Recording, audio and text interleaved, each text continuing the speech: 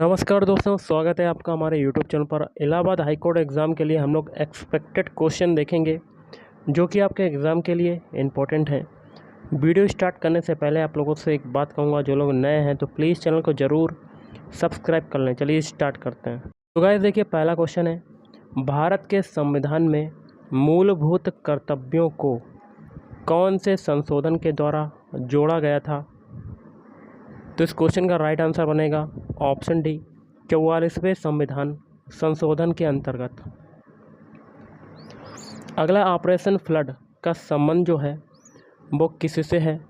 Option B, दुग्ध उत्पादन से। अगला है, माउंट एवरेस्ट पर चढ़ने वाली प्रथम महिला जो थी वो कौन थी? Option A, Junko Tabei. अगला, अंतर्राष्ट्रीय महिला दिवस कब मनाया जाता है? ऑप्शन बी, 8 मार्च को मनाया जाता है।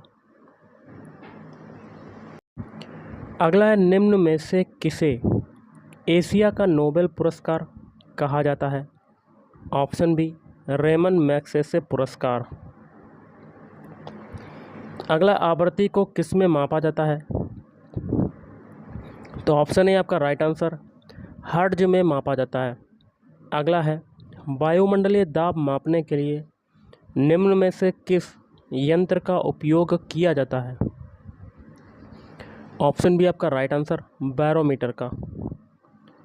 अगला है, रक्षा कर्मियों द्वारा छोड़ा गया अश्रु गैस का रासायनिक नाम जो है वो क्या है? इस क्वेश्चन का राइट आंसर बनेगा ऑप्शन बी, क्लोरोएसिटोफिनोन। नेक्स्ट है, निम्न में से किसे मास्टर ग्रंथि के रूप में भी जाना जाता है? इस क्वेश्चन का राइट आंसर बनेगा ऑप्शन ए, पीयूष ग्रंथि। अगला है, विटामिन B12 का रासायनिक नाम जो है वो क्या है? Option C, cyanocobalamin. अगला है, 4 बिट का समूह क्या कहलाता है? 4 बिट का समूह कहलाता है, ऑप्शन सी आपका राइट आंसर, निबल कहलाता है। नेक्स्ट है, भारत में विकसित परम सुपर कंप्यूटर का विकास किस संस्था ने किया है? इस क्वेश्चन का राइट आंसर बनेगा ऑप्शन ए, CDAC ने किया है। अगला है, कंप्यूटर के जिस भाग में डाटा एवं प्रोग्राम रखे जाते हैं उसे क्या कहते हैं?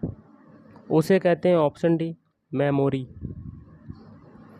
अगला, कंप्यूटर पर काम करने के लिए किस सॉफ्टवेयर का प्रयोग किया जाता है? इस क्वेश्चन का राइट आंसर बनेगा ऑप्शन बी, एप्लीकेशन। अगला, कॉपी कमांड कहाँ सेव होती है? ऑप्शन बी आपका राइट आंसर, क्लिप बोर्ड में सेव होती है, क्लिप बोर्ड। देखिए, किसी संख्या के 10% एवं 5% का जो अंतर है वो 20 हो तो वह संख्या ज्ञात कीजिए।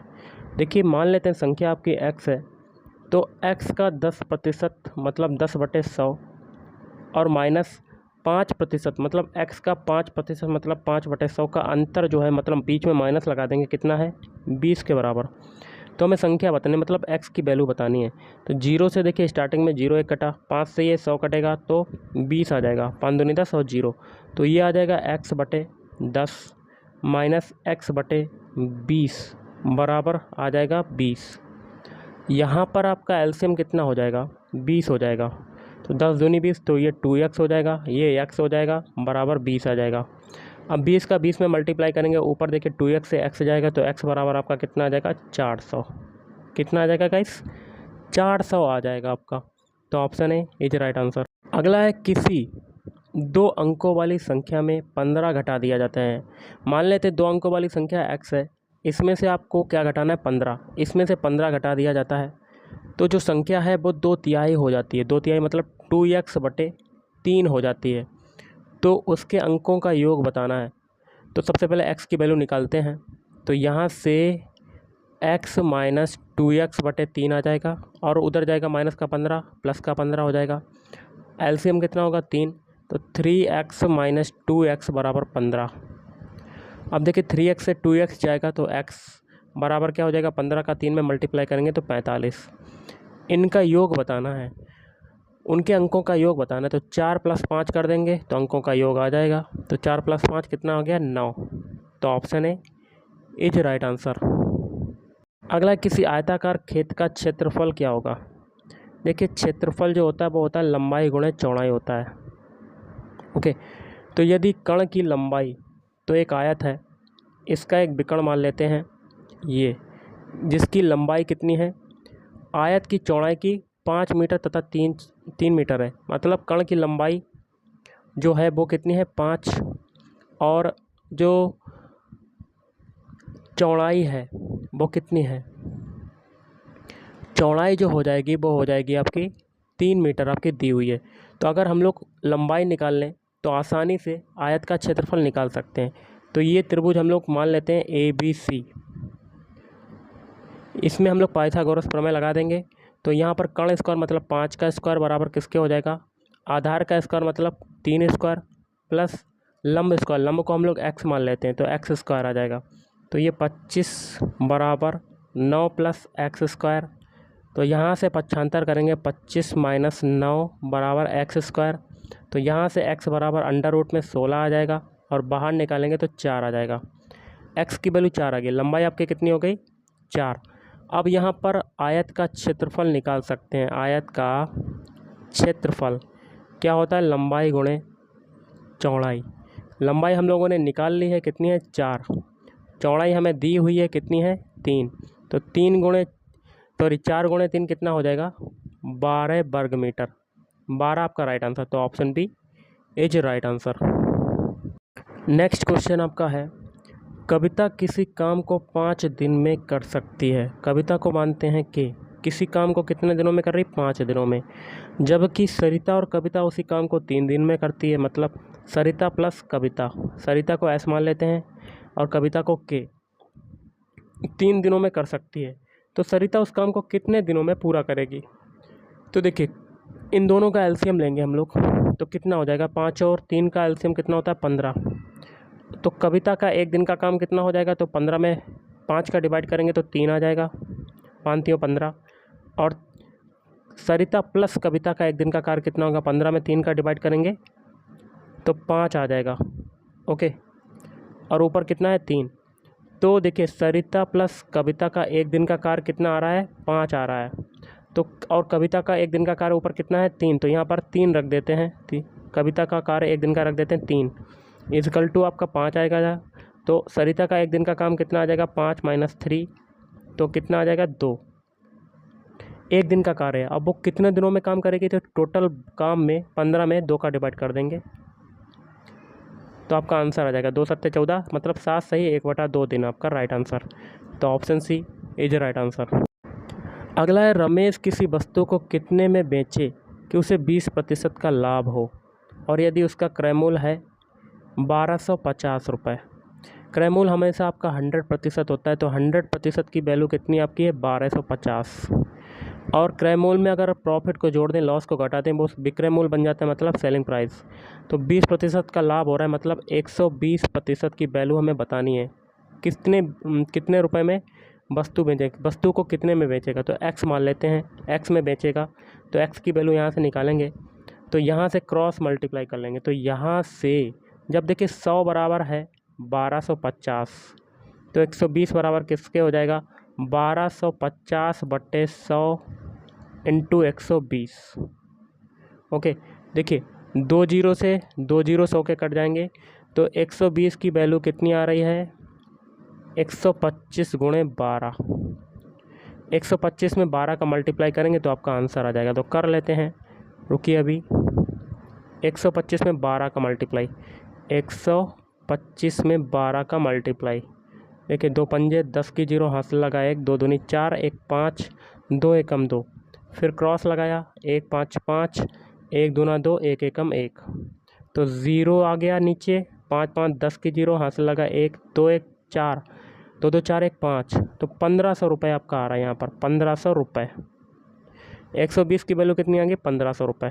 तो option B is right answer.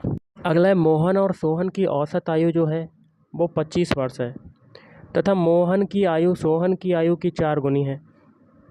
तो सोहन की आयु को मान लेते हैं एक्स, तो यहाँ से मोहन की आयु एम मान लेते हैं, मोहन को एम की कितनी हो जाएगी 4 गुनी मतलब 4x। और आगे दोनों का औसत आयु हमें पता है, औसत क्या होगा पदों का योगफल, दोनों को हम लोग जोड़ देंगे 4x + x बटे पदों की संख्या, कितने पद हैं 2 हैं तो बटे में 2, और औसत कितना है 25 वर्ष। यहाँ से x की वैल्यू निकाल लेते हैं, क्रॉस मल्टीप्लाई करते हैं, तो यहाँ पर देखिए 5x आ जाएगा, 5x बराबर 25 गुणे 2 50, तो इससे काटेंगे तो x की वैल्यू कितनी आ जाएगी 10। तो हमें सोहन की आयु बतानी है, सोहन की आयु को माना है x, तो x बराबर आपका कितना आ रहा है 10 वर्ष आ रहा है, तो option D is right answer. अगला है राम और श्याम की वर्तमान आयु का योगफल जो है वो है 62 वर्ष। तो राम प्लस श्याम, राम को r और श्याम को s, कितना है दोनों का योगफल वर्तमान आयु का 62 वर्ष। और आगे कहता है और 8 वर्ष बाद उनकी आयु का अनुपात 5:8 होगा। तो देखिए दोनों में 8 जोड़ेंगे तो उनकी आयु का योगफल कितना आ जाएगा 8 वर्ष बाद, तो लिख लेते हैं 8 वर्ष बाद उनका योगफल कितना हो जाएगा। दोनों में 8 जोड़ेंगे तो यहाँ पर 16 और जोड़ देंगे तो 2 6 8 1 7, तो 78 आ गया आपका।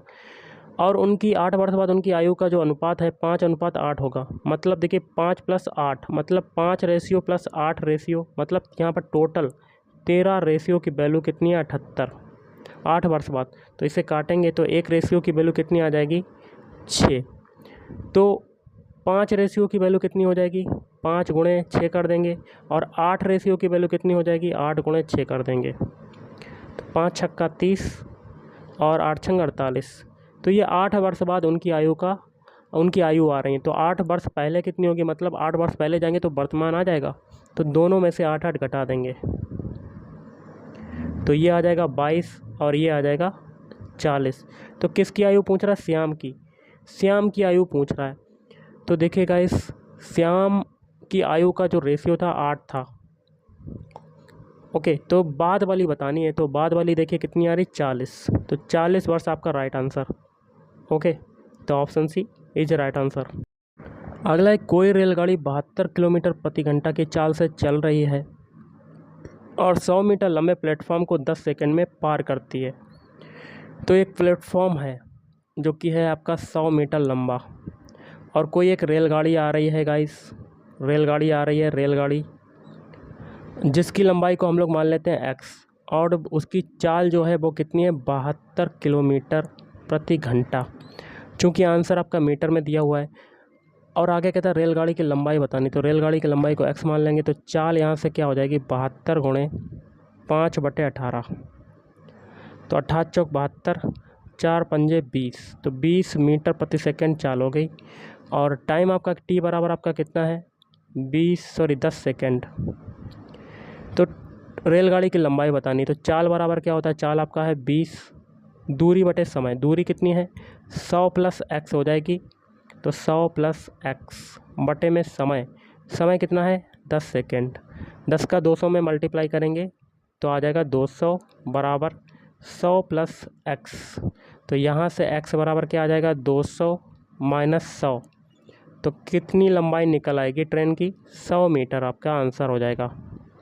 तो option D is right answer. तो गाइस आज के इस वीडियो में इतना ही, थैंक यू, धन्यवाद।